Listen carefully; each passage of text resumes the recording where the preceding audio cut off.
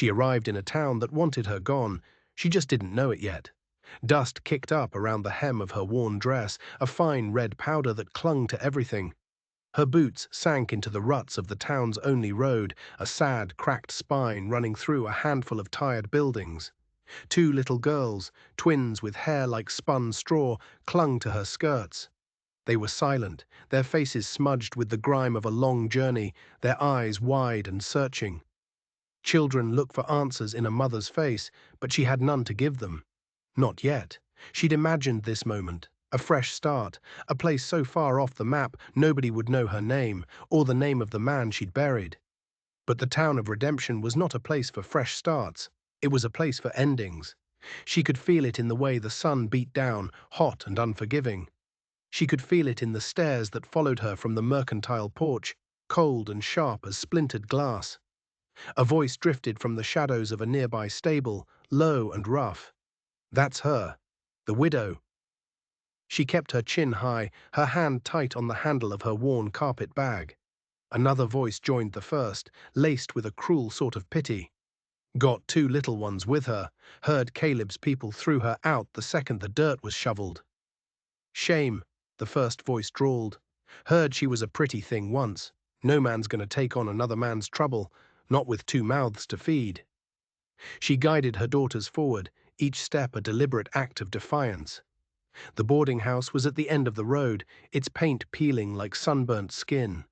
The curtains in the windows were faded, ghosts of a color they used to be. Every eye in that town felt like a physical weight on her back as she climbed the steps and knocked on the door. The woman who opened it was stout, her arms still damp from dishwater. She looked Ilara up and down, her gaze lingering on the children. Her eyes held no welcome. "Day rate's 50 cents, she said, her voice flat. "Supper's extra." Ilara fished the coins from a small pocket in her dress, her fingers stiff. She fought to keep them from trembling. "One night," she said, "just one night." The keeper snatched the coins and jerked her head toward a dark staircase. "Back room's open." Up the road, a man leaned against a fence rail. He was broad-shouldered and still, silent as the ancient oaks that dotted the hills behind the town. He'd been watching since the stagecoach pulled in. The brim of his hat threw a deep shadow over his face, but it couldn't hide his eyes. They weren't just curious. They were steady, measuring, and they followed Ilara and her girls with an intensity that made the hair on her arms stand up. He didn't move. He just watched as the sun bled across the sky, painting the dusty street in shades of orange and blood. The room was small, smelling of dust and old sorrows. The girls, exhausted, climbed onto the thin mattress. Their hope was a fragile thing, easily broken. One of them, Lily, whispered into the gloom, "Mama, nobody wants us here." Ilara sat on the edge of the bed and smoothed the hair back from her daughter's face. Her own fear was a cold knot in her stomach, but her voice was a steady whisper. "Then we'll make a place they can't ignore." Her words sounded braver than she felt. They sounded like a lie, and across the street, the man at the fence finally pushed himself upright. He didn't walk toward the boarding house, he walked toward the sheriff's office. He had seen the woman, and he knew exactly who she was. More importantly, he knew what kind of trouble had just followed her into his town. The dining hall of the boarding house was a symphony of scrapes and grunts. Boots scuffed against the floorboards, chairs groaned under the weight of tired men. When Ilara entered with her daughters, the noise died. It was like walking into a frozen moment. A few of the men gave her a polite, cautious nod. The women, gathered at one end of the long table, did not. Their eyes were hard. She found a seat at the far end, trying to make herself small, invisible. She served her girls a bowl of watery beans, her hands moving with a mechanical slowness. The smell of boiled pork and stale bread filled the air, but she couldn't imagine eating. A voice cut through the silence, sharp and loud. "New widow in town," a woman announced, as if discussing the weather. "Folks are saying she's looking for a way to get by." Another woman laughed, a short, ugly sound. "She won't find a man foolish enough to take her on. Not Caleb's leavings." Caleb, her husband's name, was a curse in this town. Ilara's fingers tightened on her spoon until her knuckles were white. The beans tasted like ash, but she forced herself to swallow, for her girls. They watched her, their small faces solemn, waiting to see if she would shatter. The front door of the boarding house creaked open. A man stood in the doorway, and his silhouette seemed to fill the entire frame, blocking out the last of the evening light. Boots sounded against the floorboards, a slow, measured rhythm. Unhurried. It was the rancher from the fence rail. His presence changed the air in the room. The whispers died. The mean-spirited laughter choked in the women's throats. He tipped his hat to the keeper, then crossed to the counter, a supply list in his hand. He moved with a quiet authority that needed no announcement. Ilara risked a glance up and found his eyes on her. He didn't look away. There was no pity in his gaze, no judgment, just a quiet, unnerving stillness. "Town's been noisy today," he said, his voice deep and easy, directed at no one in particular, but meant for everyone. The keeper, wiping down the counter, nodded. "New widow came in. Whole place has been flapping its gums about it since noon." The rancher's gaze remained on Ilara. His words came slow, each one chosen with care. "Maybe folks talk too much." And just like that, the tension in the room broke. It didn't disappear, but it shifted, like a snake shedding its skin. The shame that had been burning in Ilara's cheeks began to fade, replaced by something she hadn't felt in a long, long time. A flicker of impossible hope.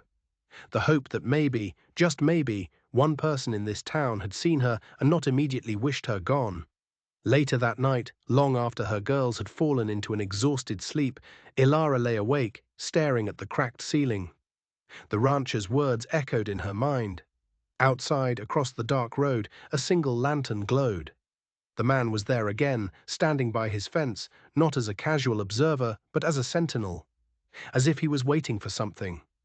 Suddenly, a floorboard creaked in the hallway outside her door. Ilara froze, her heart hammering against her ribs. She held her breath, listening. The creak was followed by a soft, scraping sound right at her door. Then silence. A deep, heavy silence that felt more dangerous than the noise it replaced. She lay there for what felt like an eternity, her body rigid with fear, every nerve screaming. Someone had been outside her room, and she had a terrible feeling they hadn't come to welcome her to town. She waited until the first hint of grey dawn touched the dirty window pane before she dared to move. Her heart was still a wild bird beating against the cage of her ribs. With trembling hands, she rose and crept toward the door, her bare feet silent on the rough floorboards. She eased the door open just a crack, peering into the dim hallway. Nothing. The hall was empty. But on the floor, right in front of her door, was a small, crudely made doll. It was fashioned from corn husks and tied with black thread. A single rusty pin was pushed straight through its heart. It was a warning, a threat clear as day. Get out. Her blood ran cold. This wasn't just gossip anymore. This was hatred. She snatched the doll, hiding it in her bag before the girls could see it, her mind racing. Who would do this? Why? Was it the whispering women from the night before? Or something else? Something connected to Caleb? She dressed her daughters, her fingers fumbling with the tiny buttons on their dresses. She braided their hair, trying to project a calm she was nowhere near feeling. They needed to leave this boarding house. They needed to leave this town. But leaving took money, and she had almost none left. Downstairs, the air smelled of coffee and frying bacon.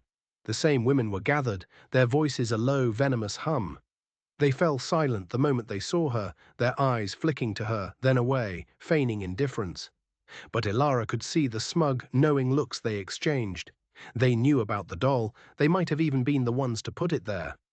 "She'll have to find a man," one of them said, snapping a bean in half with a sharp crack. The sound made Ilara jump. No way a woman can keep two little ones fed on her own out here. "Don't reckon she's got much choice," another added, not bothering to lower her voice. "But who'd take on Caleb's debt? Better she send them girls off to kin and find work in a saloon." The words were like stones, striking her one by one. She sat at the end of the table, her back ramrod straight, and poured a cup of coffee she couldn't drink. She had no kin left to send her girls to. She was utterly, terrifyingly alone. Just then, the front door swung open, bringing with it a slice of bright morning sun. The rancher stepped inside. Dust clung to his boots, and his shirt was damp with the sweat of early morning work. He took his hat off, hanging it on a peg by the door. The room quieted instantly. He walked to the counter. "Supply list," he said to the keeper, his voice a low rumble. As the keeper took the list, she glanced toward Ilara's end of the table. "Seems your new neighbor might not be staying long. Town's not exactly rolling out the welcome mat." The rancher looked up. His gaze met Ilara's across the room. It was steady, searching. He looked at her, then at her daughters huddled close to her side. He saw the fear she was trying so hard to hide. He set his thumb on the edge of the counter, a thoughtful, deliberate gesture. "Reckon that's her business," he said slowly. Then, his eyes still locked on hers, he added, "And a town that scares off widows and children ain't much of a town." He turned and walked out, his steps as measured and certain as they had been the night before.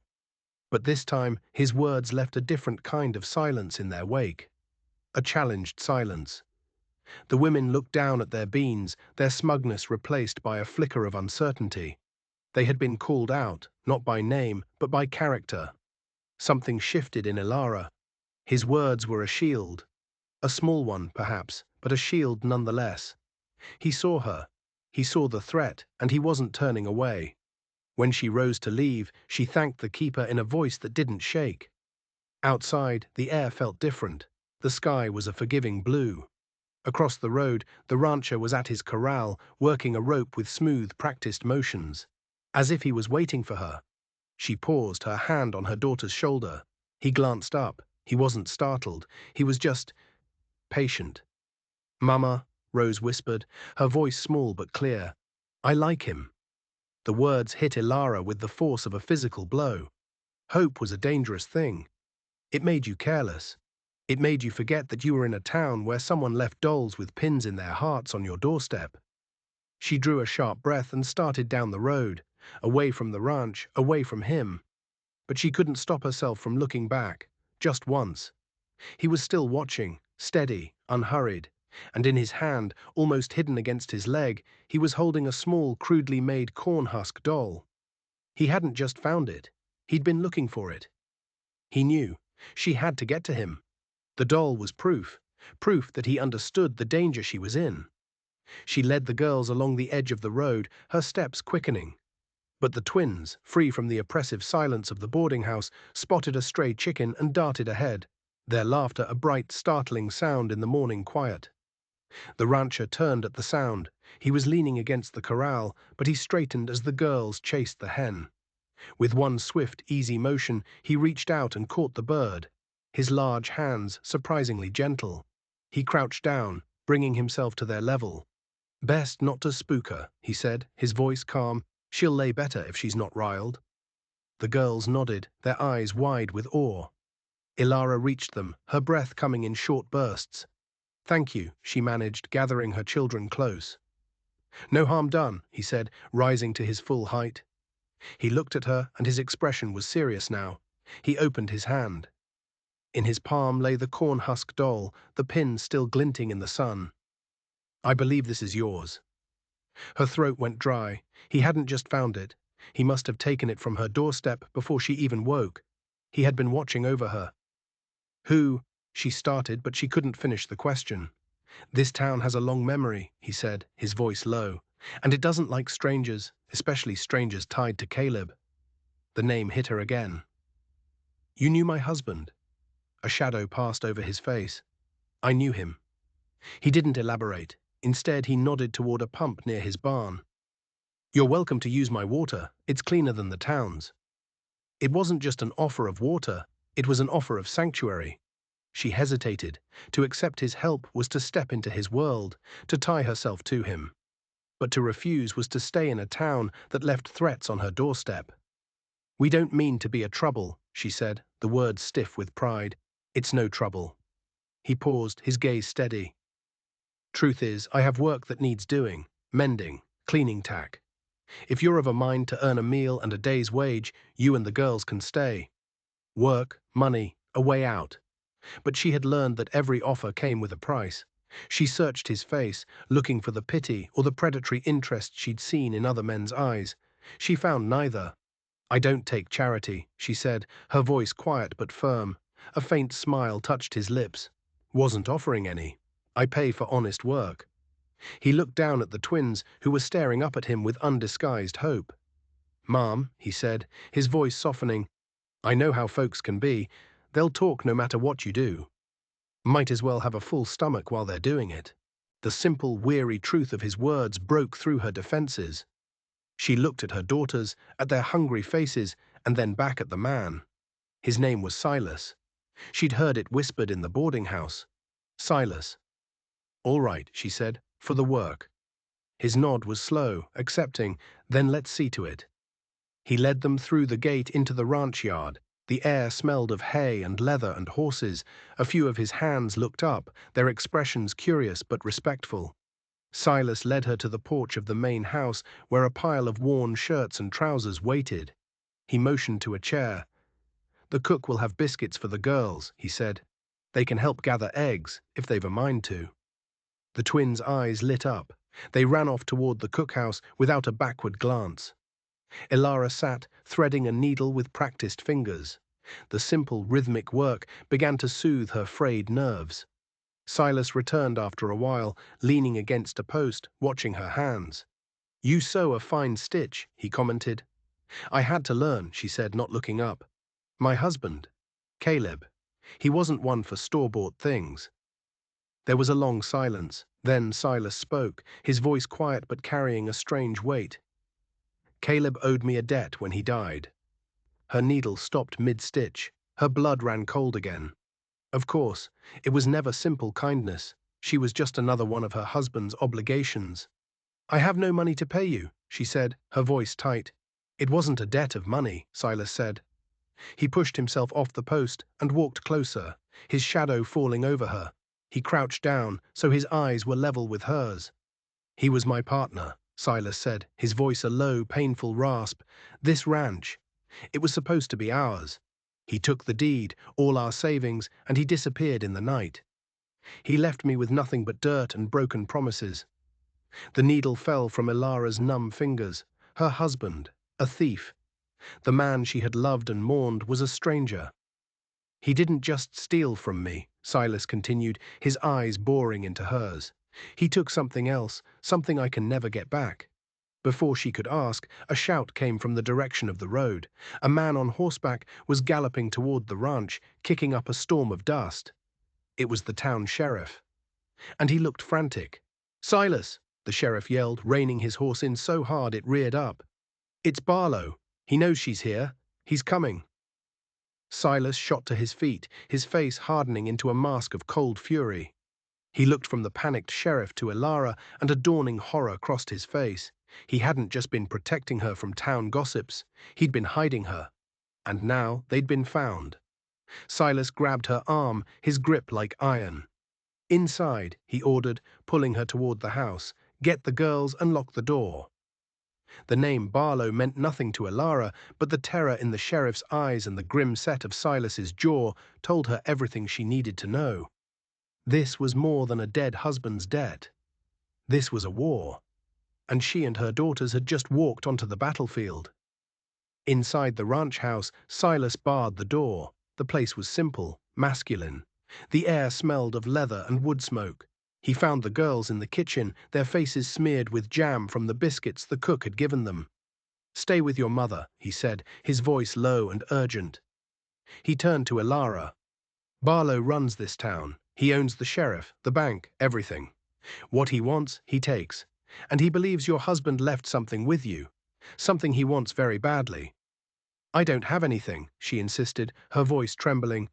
We left with nothing but our clothes and a few coins. Think, Elara, Silas pressed. Did Caleb give you anything before he died? A box? A letter? Anything he told you to keep safe? Her mind raced back to the last days of Caleb's life, a feverish blur of whispered words and desperate promises. And then she remembered. A small, locked ledger. He'd pressed it into her hands the night before he died. Insurance, he'd called it, his voice a dry rattle. Don't let anyone see it. She had hidden it, forgotten it in the chaos of her grief and flight. It was at the bottom of her carpet bag. As she fumbled to open the bag, the sound of hoofbeats thundered into the yard. A lot of them. Ilara's heart seized. Silas peered through a crack in the curtains. "It's him," he said, his voice grim. "Barlow and his men." A loud, arrogant voice boomed from outside. "Silas, I know you have her in there. Send out the widow. She has something that belongs to me." Silas looked at Ilara, his eyes dark with a conflict she couldn't understand. "The debt Caleb owed me," he said, his voice barely a whisper. "It wasn't the deed. It wasn't the money." He took a deep, shuddering breath. "It was my wife. He ran off with my wife."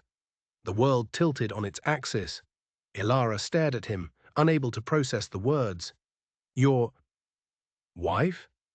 "Her name was Sarah," Silas said, the name a wound on his lips. "She was your husband's sister." The floor seemed to fall away beneath her. Caleb's sister. He'd told her his entire family was dead, lost to a fire years ago. It was a lie. All of it was a lie. The man she had married, the father of her children, was a phantom built of deceit. She wasn't just a widow, she was the woman who had unknowingly replaced another. "He didn't run off with her," Ilara whispered, the horrible truth dawning on her. I am Sarah." Silas staggered back as if she had physically struck him. He stared at her face, truly seeing it for the first time, not as the widow Ilara, but as the woman from his past, her features sharpened by grief and hardship. "Sarah? But they told me you died in the fire with my boy." "There was no fire," she said, her voice breaking. "Caleb told me you died. He said Barlow had taken the ranch and that we had to run, to change our names, or he'd hunt us down." The lies unraveled, a sickening tapestry of betrayal. Caleb hadn't just stolen his partner's ranch. He had stolen his wife, poisoning her mind with lies, making her believe the man she loved was dead. He had built their entire life on a foundation of pure evil. Outside, Barlow's voice roared again. "Last chance, Silas. Send her out, or we burn you out." The sky began to darken with an unnatural speed. The wind picked up, howling around the corners of the house. Black, bruised-looking clouds rolled in from the west, swallowing the sun. A storm was coming, a monster of a storm. Silas looked from her face to the darkening sky, a terrible, cold understanding dawning in his eyes. He finally understood the whole twisted picture. "The ledger," he said, his voice raw. "What's in it?" Her hands shaking, she pulled it from her bag. The lock was small and flimsy. Silas smashed it open with the butt of his pistol. He flipped through the pages, his face growing paler with every line of Caleb's spidery script. It was all there. A detailed account of Barlow's criminal enterprise. Extortion, land grabs, rigged card games. But the last few pages were what made Silas's breath catch in his throat. Caleb had documented Barlow's plan to seize the water rights to the entire valley by damming up the river on the far side of Silas's property. And there was a map, drawn in Caleb's own hand, showing the location of a hidden spring on Silas's land, a spring that would make the ranch immune to Barlow's scheme, a spring that would make its owner the most powerful man in the territory. He wasn't running from Barlow, Silas whispered in horror. He was planning to blackmail him. He was going to use this ledger to cut himself in on the whole damn thing. Caleb hadn't been a simple thief. He was a serpent, and he had been playing them all against each other. The first roll of thunder shook the house, so violent it felt like the earth itself was cracking open. Rain began to hammer against the roof, thick as bullets. Outside, Barlow screamed in fury, his voice barely audible over the roar of the storm. "That's it! Burn it down!" A torch flared in the gloom, its light flickering against the rain-streaked window. One of Barlow's men ran toward the house. Silas didn't hesitate. He raised his pistol, took aim through the window, and fired. The man with the torch dropped like a stone. The yard erupted into chaos. Gunshots mixed with the roar of the thunder. Men shouted and cursed. The storm had descended in full fury, turning the world into a nightmare of wind, water, and violence. Silas grabbed her, pulling her and the girls toward the back of the house. "There's a storm cellar," he yelled over the din. "We have to get there." He shoved them through the back door into the teeth of the gale. The wind tore at their clothes, and the rain was a solid, blinding sheet of water. The cellar door was just a few yards away, a dark square against the muddy ground. As they ran, another of Barlow's men lunged out of the chaos, grabbing Lily. Ilara screamed, a raw, primal sound of pure terror. She clawed at the man, but he threw her aside into the mud. Silas turned, his face a mask of rage. He met the man's charge, and they went down together, rolling in the mud, two brutal shapes locked in a desperate struggle. Ilara could see the glint of a knife. She scrambled to her feet, her heart about to explode. She had to do something. Her eyes fell on a heavy wood axe leaning against the side of the house. Without a second thought, she grabbed it. It was heavy, unwieldy in her hands, but her fear gave her strength.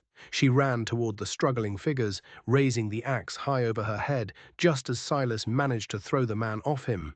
The man staggered to his feet, turning to face her, his knife raised. His eyes were wide with surprise. It was the sheriff, the same fat, lazy man who had warned her to keep her head down. He wasn't just owned by Barlow, he was one of his thugs. "Give me the girl," he snarled, taking a step toward her. "No," she said, her voice shaking but firm. Lightning split the sky, illuminating the scene in a brilliant, terrifying flash. In that split second, she saw not the sheriff, but every man who had ever judged her, dismissed her, threatened her.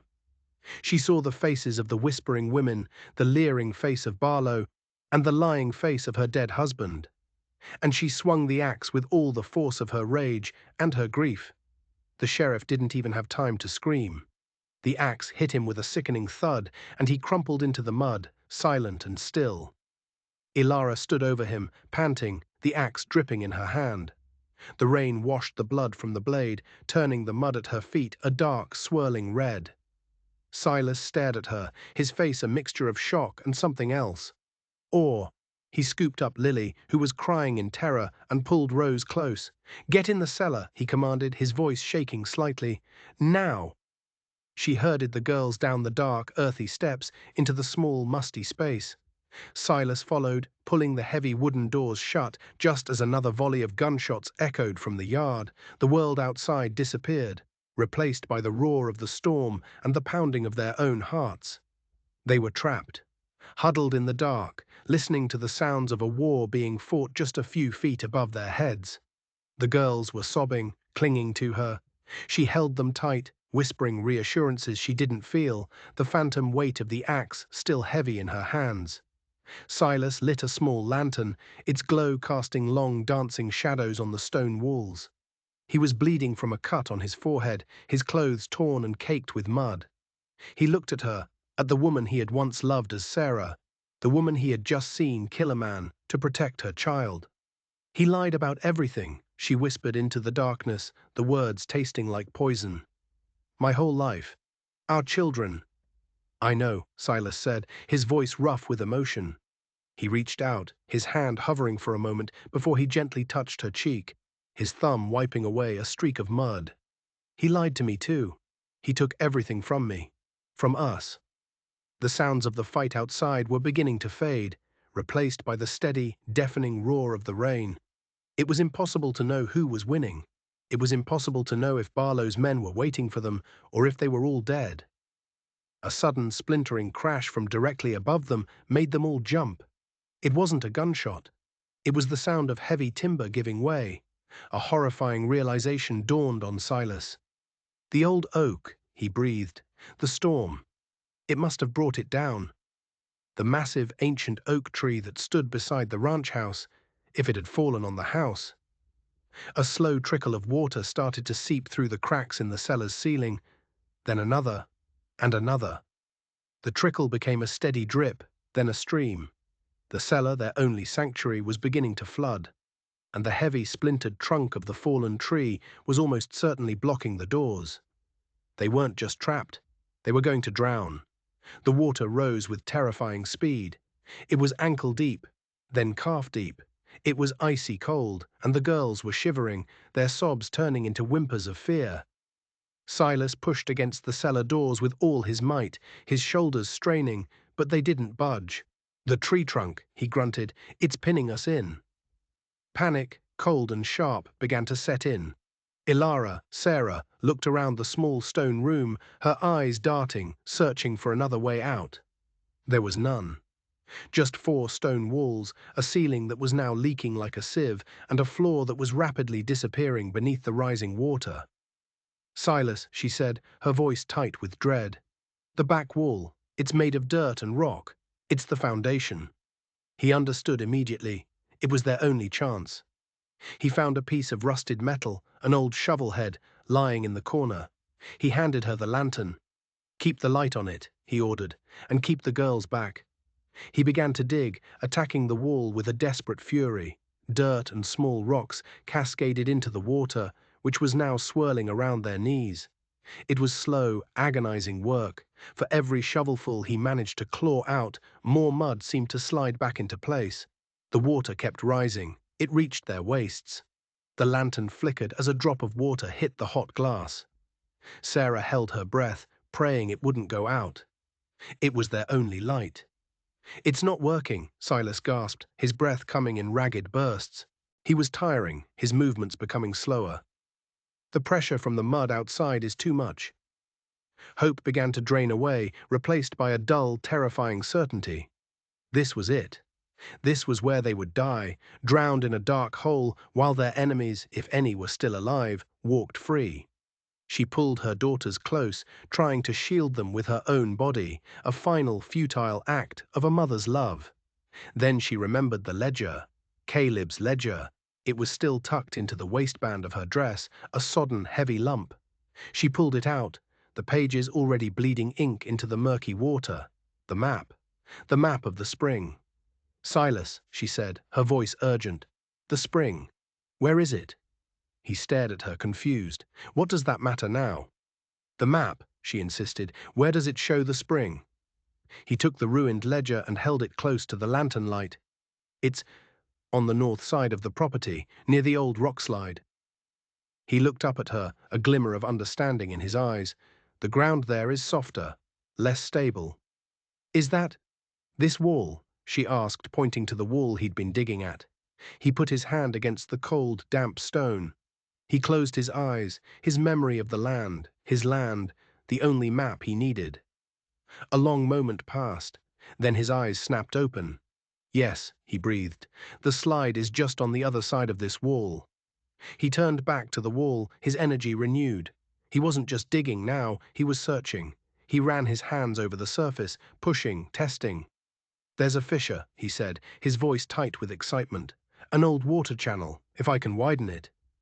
He worked with a feverish intensity, pulling at rocks, clawing at the packed earth. The water was at their chests now, and Sarah had to lift the girls up, holding them in her arms to keep their heads above the surface. The lantern sputtered violently. Then, with a low groan, a large rock shifted. A torrent of muddy water poured into the cellar, but Silas didn't back away. He pulled the rock free, and then another. A small opening appeared, an opening into blackness. "This is it," he yelled. "We have to go now." He pushed the girls through first, into the cold, rushing water of the fissure. Sarah scrambled after them, the current immediately grabbing her, pulling her into the suffocating darkness. For a terrifying moment, she was underwater, tumbling, disoriented. Then Silas's strong hand gripped her arm, hauling her up into the air. They were outside. The storm was still raging, but the air was breathable. They were in a narrow, muddy channel, the water rushing around them. They had escaped the cellar, but they had emerged right in the middle of the old rock slide. The ground beneath their feet was a treacherous sea of mud and loose stone. Above them, the hillside, saturated by the relentless rain, was groaning, shifting. And at the bottom of the slide, standing in the driving rain, was Barlow. His face was a mask of triumphant fury, a pistol in his hand. The men who had survived the shootout were with him. They had been waiting. They had known where the spring was. They had known this was the only other way out. "I knew you'd come to me," Barlow sneered, his voice cutting through the wind. "Give me the ledger, give me the map, and I'll let the children live." Silas pushed her and the girls behind him, shielding them with his body. He was unarmed, exhausted, and outnumbered. It was over. They had fought their way out of one grave, only to find another waiting for them. Sarah looked from Barlow's cruel face to the unstable hillside above them. She looked at Silas, standing defiant even in defeat. She looked at her terrified children, and she knew she would not let this man win. She still had the axe. She had dropped it by the cellar door, and it was half buried in the mud a few feet away. While Barlow's attention was on Silas, she began to creep toward it, one slow, careful step at a time in the slick mud. "The ledger is ruined," Silas said, stalling for time. "The map is gone." "Liar!" Barlow screamed. He raised his pistol, pointing it straight at Silas's heart. "I'll kill you, and then I'll find it on your corpse." Just as Barlow's finger tightened on the trigger, Sarah's hand closed around the wet, gritty handle of the axe. At the exact same moment, the ground gave a tremendous shudder. A deep cracking sound echoed from the top of the hill. The rock slide was letting go. There was no time to think. She screamed, "Silas, down!" She didn't run at Barlow. She swung the axe with all her remaining strength, not at a man, but at the ground. She slammed the blade deep into the mud and loose rock at the base of the slide. It was just enough. The entire hillside seemed to dissolve. A roaring wave of mud, rock, and splintered trees cascaded down toward them. Silas grabbed her and the girls, diving into the rushing water of the fissure just as the landslide hit. A deafening roar filled the air as tons of earth and rock buried the spot where Barlow and his men had been standing. They were gone, swallowed by the very land they had sought to steal. The aftermath was a scene of utter devastation. The ranch house was a splintered ruin beneath the fallen oak. The yard was a churning sea of mud. The world was quiet, save for the soft, steady dripping of the rain. Silas, Sarah, and the girls lay on the muddy bank, bruised, battered, but alive. They had survived. Against all odds, they had survived. Sarah looked at the man beside her. The man she had been stolen from. The man who had fought for her, who had saved her and her children. He was no longer just Silas the rancher, or Silas the ghost from a past she never knew she had. He was real. He was here. He turned to look at her, his eyes full of 1,000 emotions she couldn't begin to name. "Sarah," he whispered, the name both a question and a statement. "My name is Elara," she said softly, but with a strength she hadn't known she possessed. "Sarah died a long time ago. Caleb killed her." It was the truth. The naive young woman who had believed her husband's lies was gone, washed away by the storm, buried in the mud. A new woman had taken her place, a woman who had faced down her past and fought for her future. In the pale, washed-out light of the dawn, they began to pick through the wreckage of their lives. The town of Redemption, free from Barlow's tyranny, began to breathe again. The whispers didn't disappear overnight, but they changed. They were no longer filled with scorn, but with a grudging, fearful respect. Weeks later, the sun was shining on a new, smaller cabin built from the salvaged wood of the old ranch house. Silas and Elara stood at the gate of the corral, watching the twins chase a new clutch of chickens. The land was healing. They were healing. A man in a dusty suit rode up, a circuit judge making his rounds. He had heard the stories. "Came to sort out the deed to this land," he said, eyeing them both. "With Caleb and Barlow both gone, it's a complicated matter." Silas didn't say a word. He just looked at Elara. She stepped forward, her chin held high. "The land belongs to my daughters," she said, her voice clear and steady. "It was bought and paid for, with interest." The judge looked at the ruins, at the quiet strength in the woman's eyes, and at the steady man standing beside her. He looked at the two little girls laughing in the sun. He took the deed from his bag, and with a pen he crossed out the old names and wrote two new ones. Lily and Rose. He tipped his hat. "Ma'am," he said, "I reckon it is." When he was gone, Elara turned to Silas.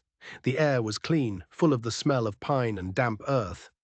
"No man would take us," she said, her voice quiet. "But you already have." His hands, calloused and strong, found hers. He looked at her, and for the first time she saw not the ghost of the man he'd been, but the promise of the man he would be. "Then I reckon we'd best build something worth keeping." He swung the new gate open. The twins ran to him, and he lifted them up, one in each arm. Elara followed, stepping through the gate, not into his home, but into theirs. Later, sitting at a rough wooden table, sharing a simple meal of beans and fresh-baked bread, she watched him. She watched the way his hands were gentle with her daughters. She watched the way his eyes found hers across the table, a silent conversation passing between them that needed no words. This was how a life was made, not in a rush of passion, but in the quiet, steady moments, in the shared work of rebuilding, in the shared hope for a future. He reached across the table, his hand covering hers. It was a simple gesture, but it held the weight of everything they had survived. It was a promise. The girls giggled, their laughter the sweetest sound she had ever heard. And Elara smiled, a true smile that reached her eyes and warmed her from the inside out. A smile that didn't ache. Outside, a gentle wind stirred the new grass growing on the scarred earth. It carried the promise of rain and of green things to come. She was home. What did you think of Elara's journey? Let us know in the comments below. And if you enjoyed this story, don't forget to like and subscribe for more.